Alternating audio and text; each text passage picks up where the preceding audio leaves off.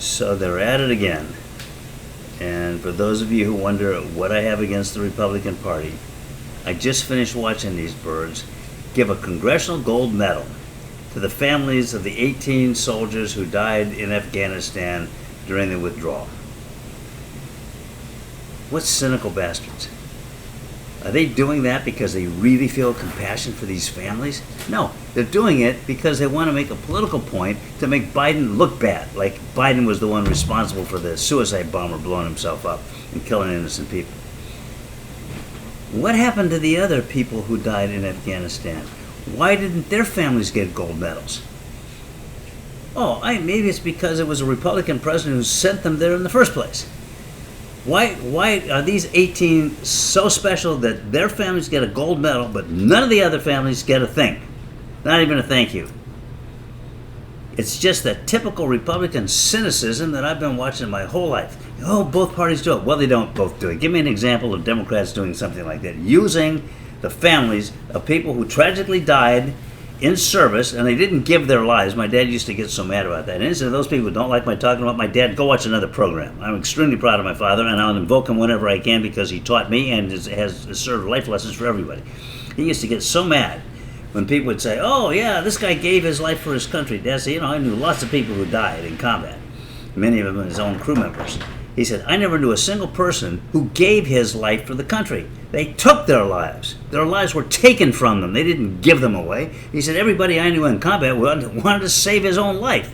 He didn't want to die for his country. Now, people put themselves in harm's way and took the risk for their country, but they didn't die for their country. They didn't give their life away. Hey, country, here, kill me because that'll be good for the country. I said, people don't die for their country. They die in spite of the fact that they're serving for their country. The objective is not to die. So they didn't give their lives for their country. Their lives were taken, and they weren't taken in combat. They were taken by a suicide bomber in a tragic situation.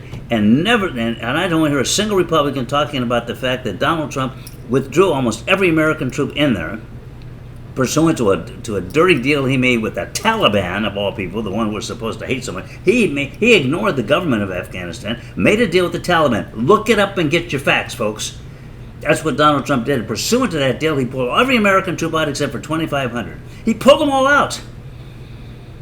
People are complaining, well, they could have done something if they'd had more troops. Yeah, well, whose fault was that? That was Donald Trump's fault. He's the one who pulled them out. He's the one who said we're going to withdraw the rest pursuant to his agreement with the Taliban. And he said we're going to pull them out by a date certain, and he gave the date.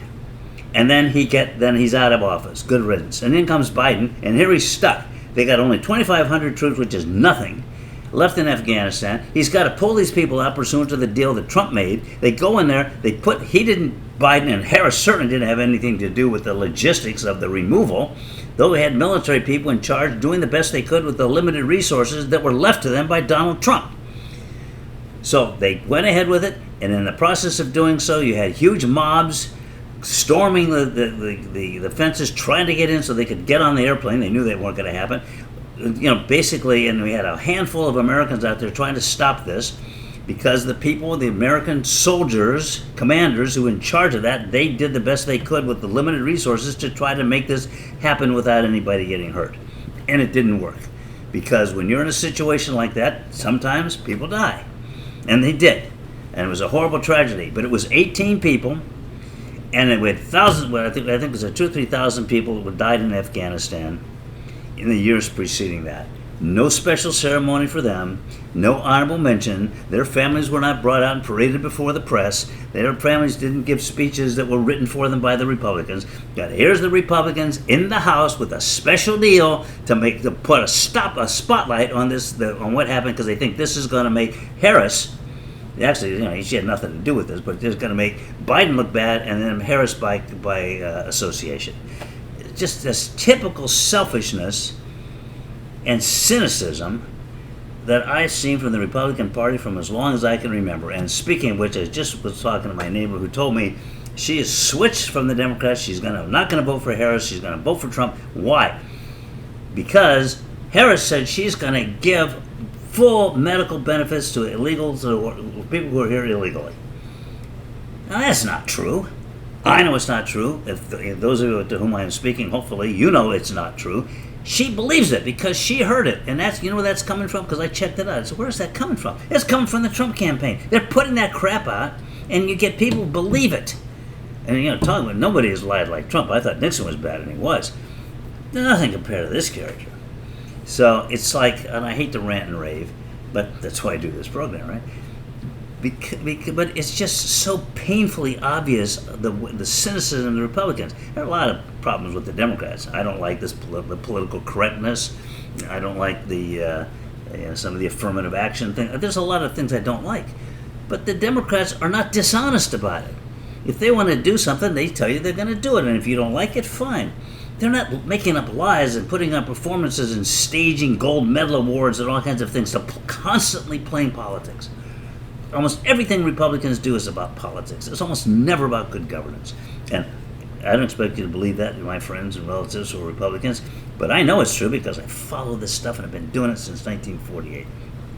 I've particularly been doing it since I was a lawyer and having to battle Republicans on the antitrust laws all the way to the United States Supreme Court, where we successfully kept the Republicans from basically repealing the huge section of the antitrust laws. They're always after the antitrust laws. Why? Because their big business supporters don't like them.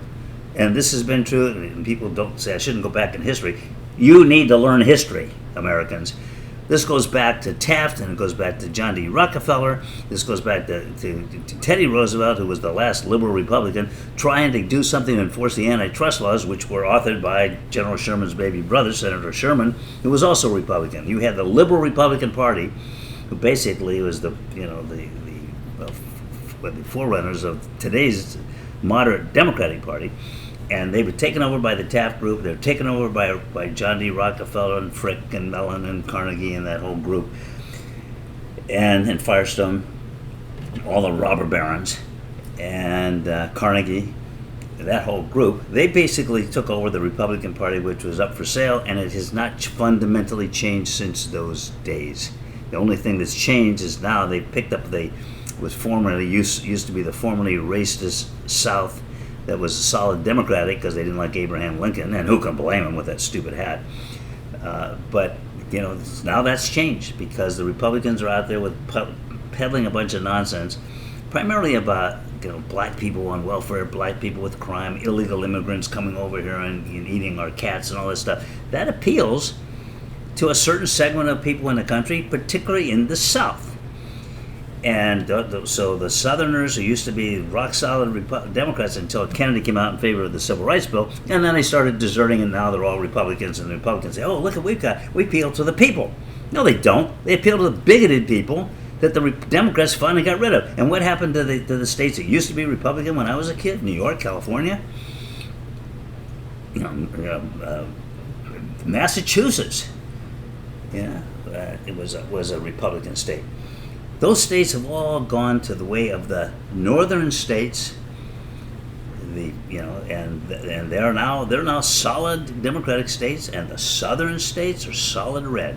So we haven't gotten past the Civil War. Only now it's the Confederacy of the Republicans and the Union or the Democrats. Look at a map. Look at that map and ask yourself, doesn't that tell me something about the makeup of the parties and the base of the Republican Party?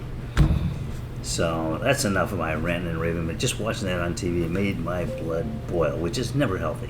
Bye.